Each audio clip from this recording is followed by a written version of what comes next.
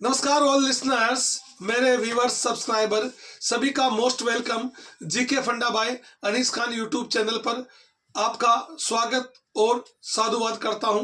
देखिए, आज हम एक अनसुनी का दास्तान आपके बीच प्रस्तुत करने जा रहे हैं और ये दास्तान किसी और की नहीं है, राजस्थान की आन बान शान मेवाड़ की अगर बात करें तो मेवाड़ के अंदर कौन थे? महाराणा कुंभा थे और कुंभा की बहन थी जिसका नाम था लाला मेवाड़ी। और लाला मेवाड़ी का विवाह कुंभा ने किसके साथ संपन्न किया था? गागरोन के राजा यानी अचलदास खींची के साथ विवाह संपन्न किया था। अचलदास खींची के साथ विवाह संपन्न होने के बाद लाला मेवाड़ी ने अचलदास खींची को कहा कि आपका विवाह किसके साथ हुआ है? मेवाड़ की राजकुमारी लाला मेवाड़ी के साथ हुआ है, तो आपको किसी दूसरे के साथ विवाह करने की जरूरत नहीं है, किसी दूसरी रानी के साथ या किसी दूसरी रियासत की राजकुमारी के साथ विवाह करने की जरूरत नहीं है। और यह बात दोनों के बीच वचन दे दिया गया कि इसके बाद वो विवाह नहीं करेंगे। अब लाला मेवाड़ी के वचन के फंस गए कौन? अचलदास खींची। कहते समय बीतता गया, समय बदलता गया और एक समय की बात है कि अचलदास खींची अपने दरबार में बैठे हुए थे और कहते दरबार में दो भाई बहन आते हैं और दोनों ही अपनी कला में निपुण थे और दोनों ही संगीतज्ञ थे। कहते हैं जो बहन थी वो वीणा बजाती थी और जब वीणा बजाई और उसने जब उसकी कलाकारी देखी, उसका संगीत सुना, अचलदास खींची गदगद हो गए और कहा कि आप कहाँ से आए? कहा कि हम तो मारवाड़ से आए हैं। तो कहते हैं अचलदास खींची एक बात बोलते हैं कि मारवाड़ के बारे में सुना था कि मारवाड़ की महिलाएं सर्वगुण संपन्न होती है और आज देख भी लिया।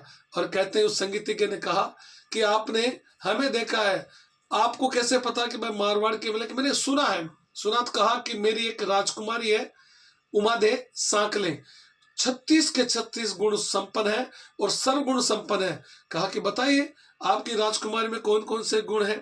कहते हैं कि मेरी राजकुमारी समुद्र के हंस के समान लगती है, मेरी राजकुमारी यानी सुबह का भोर का तारा लगती है, मेरी राजकुमारी तरु का पत्ता लगती है, मेरी राजकुमारी कहते हैं कि अगर आप देखो तो इतनी सुंदर है कि मैं क्या बयां करूं।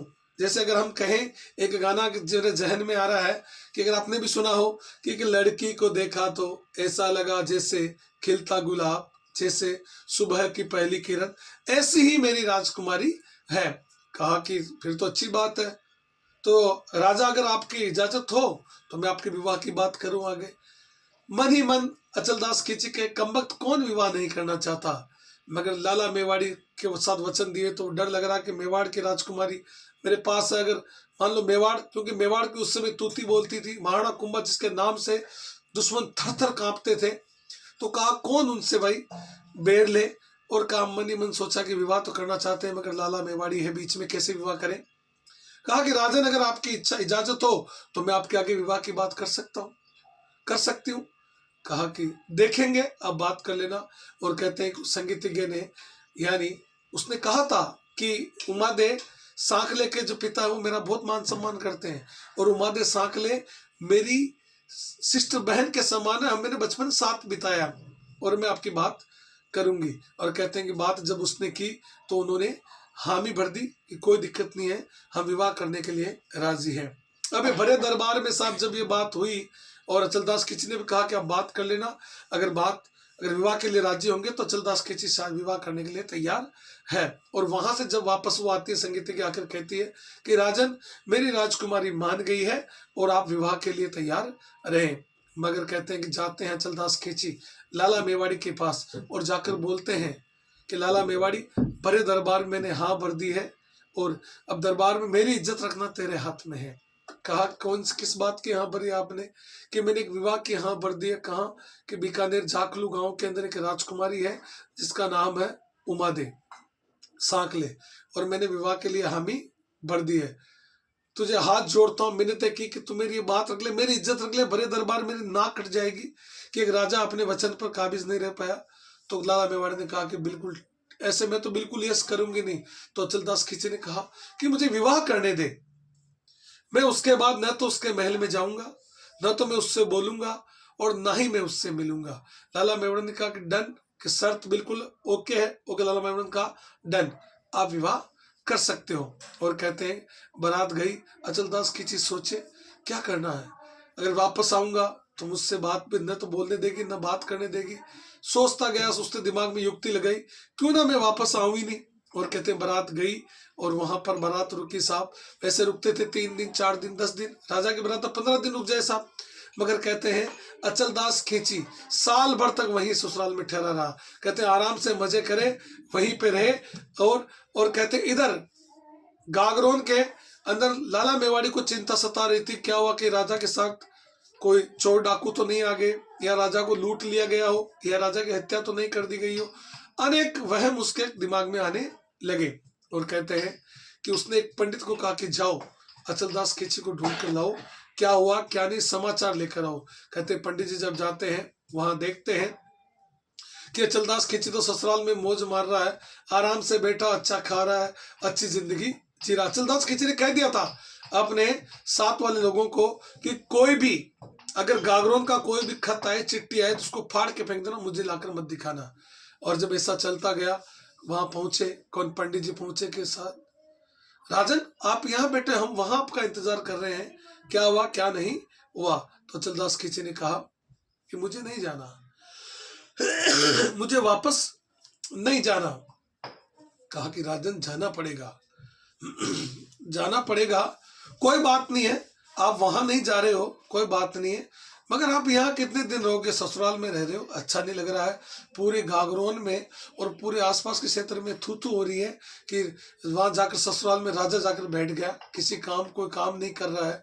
तो कहा क्या करे फिर। कहा पंडित जी ने कहा कि आप यहाँ ठहरना, इसका सॉल्यूशन नहीं, इसका आप देखोगे यहाँ ठहरने से आपके किसी इस जो आपका वचन दिया हुआ है, या आप वहां नहीं जाओगे, तो इस बात का कोई वो यानी सॉल्यूशन नहीं है। तो क्या करें कि आप हम धीरे धीरे चलेंगे, धीमे धीमे मज मस्ती करते हुए। और कहते हैं कि राजा वहां से रवाना हुआ, धीमे धीमे थोड़ी दूर चले, अरे क्या अकड़न हो रही है यार, मेरे तो हाथ पांव दर्द कर रहे हैं। राजा एकदम बिल्कुल इस प्रकार हो गया कि उसको तो बहाना चाहिए। धीमे धीमे चलते चलते कहते हैं कि साल भर से कहाँ पहुंचा, गागरोन पहुंचा। आखिर में पहुंचना तो था ही, कितना ही धीमे चलो आप, आखिर में आपको गागरोन तो पहुंचना ही था। और कहते हैं साल भर बाद बारात पहुंची रानी नई रानी के साथ, और वहां गए।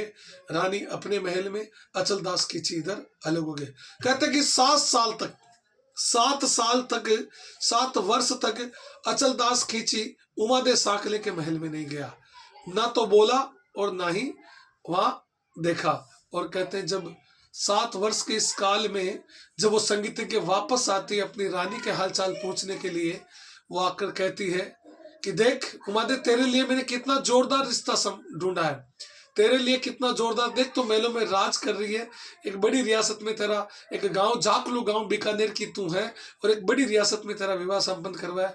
कहा कि अब कम बोल, क्या करवाया, मैं तो यहाँ कैद काट रही हूँ। अच्छा किया तूने, मेरी जिंदगी नरक से बदतर हो रही। क्या हुआ कि 7 साल हो गए मैंने अपने पति की, अपने राजा की शक्ल नहीं देखी, न तो राजा आते हैं और ना ही जाते हैं, कि ऐसा क्या हुआ। तो कहने मैंने दासियों से पूछा कि भाई इतने दिन हो गए राजा क्यों नहीं आते हैं, तो मुझे दासियों ने बताया कि राजा ने लाला मेवाड़ी जो पटरानी है उससे वचन ले रखा है कि विवाह तो वो कर लेंगे, मगर वो आपके अंदर तो महल में आएंगे, नहीं आपसे बात करेंगे, ना आपको बोलेंगे ना ही आपको देखेंगे। तो संगीतज्ञ ने कहा कि वो बुद्धिमान थी, गुणीवान थी, कहा कि इस बात का तो मेरे पास हल है और मैं अब इसका हल निकाल लूंगी। और कहते हैं कि उसने एक युक्ति लगाई और कहा कि इस पूरे गागरोन में अगर सबसे कीमती हार है तो वो उमादे साकले के पास है, और इससे बड़ा कीमती, इससे जोरदार डायमंड का नेकलेस किसी के पास नहीं, हार है ही नहीं। और आप जानते हैं कि महिलाओं को किसी चीज से ईर्ष्या हो या ना हो, मगर ज्वेलरी से बहुत प्रेम होता है, ज्वेलरी से बहुत ईर्ष्या होती है। तो कहते जब यह खबर लाला मेवाड़ी के पास पहुंची, लाला मेवाड़ी ने कहा कि पटरानी में, अचलदास की रानी, मुख्य रानी में, और मेवाड़ की रानी राजकुमारी में, मेरे पास अगर ऐसा हार नहीं है, उसके पास ऐसा हार है। तो कहा, उसने अपनी दासियों से कहा कि जाओ वो हार उससे लेकर आओ। जब वो हार लेने गई दासियां, तो कहा शर्त रखी गई, संगीतज्ञ ने कहा कि हार तब मिलेगा जब अचलदास खींची यहां पर आएगा, मेरी राजकुमारी के पास आएगा, उमादे साकले के पास, एक रात के लिए अचलदास खींची आएगा तो तब उस लाला मेवाड़ी को हार दिया जाएगा। लाला मेवाड़ी ने कहा कि डन, आपको अचलदास खींची मिलेगा, आप हमें हार दीजिए। कहते हैं कि हार दे दिया गया। अचलदास खींची के पास गई लाला मेवाड़ी और जाकर कहा वही औरतों वाली बात, कहा कि राजन, अरे आप भी तो उसके पति हो, आपका भी उसका भी हक बनता आप पर कि आप उसके महल में जाएं, उससे मिलें, उससे बात करें। और कहते हैं अचलदास खींची एकदम अचंभित हो गया, ये क्या हो गया, चांद कहां से निकल गया, पूर्व की बजाय पश्चिम से निकल गया, ऐसा वो सोचने लगा। और कहते हैं जब लाला मेवाड़ ने कहा तो वो तो खुद भी चाहता था कि रानी से मिले, उमादे सांकले से। और कहते हैं अचलदास खींची महलों में चले जाते हैं। मगर महलों में चले जाते हैं अचलदास खींची और एक रात के लिए वो उमादे सांकले के पास पहुंच जाते हैं। और जैसे सुबह होती है, अब बिछड़ने का वक्त आ गया। और कहते जब बिछड़ते हैं तो कहते हैं कि भोर बही पो बागड़ो, भोर बही पो बागड़ो, आई बिछड़न की रात, तेरा राजा ले जा वापस दे दे हार। इस प्रकार की कहानी होती है। जब सुबह जब अचलदास खींची महल से निकल रहे होते हैं तो वो वीणा बजाती हुई, यानी उस संगीत में गाती है कि पोह भई पकड़ो भई, पोह भई पकड़ो भई, अब बिछड़ की बात, तेरा राजा तेरे पास लाओ हार उधार। यानी जो मैंने तेरे को जो राजा दिया है वो उसने वीणा बजाते जब गाया, और गाया तो कहते हैं कि एक रात के लिए मैंने तेरे को अचलदास खींची दिया था, तेरा अचलदास खींची तेरे पास है, मेरा हार वापस लाओ। और कहते हैं अचलदास खींची समझ गए बात को, और लाला मेवाड़ी को कहा कि तुम्हें शर्म नहीं आई, एक मेरी कीमत, एक हार के बराबर तूने मेरी कीमत लगाई। और कहते हैं इस बात से नाराज होकर अचलदास खींची हमेशा के लिए किसके पास चले जाते हैं, उमादे सांकले के पास। तो इस प्रकार की ये अनसुनी कहानी है जो दोस्तों आपको ऐसे ही मिलती रहेगी। और आप जुड़े रहे जी के फंडा बाय अनीस खान चैनल के साथ।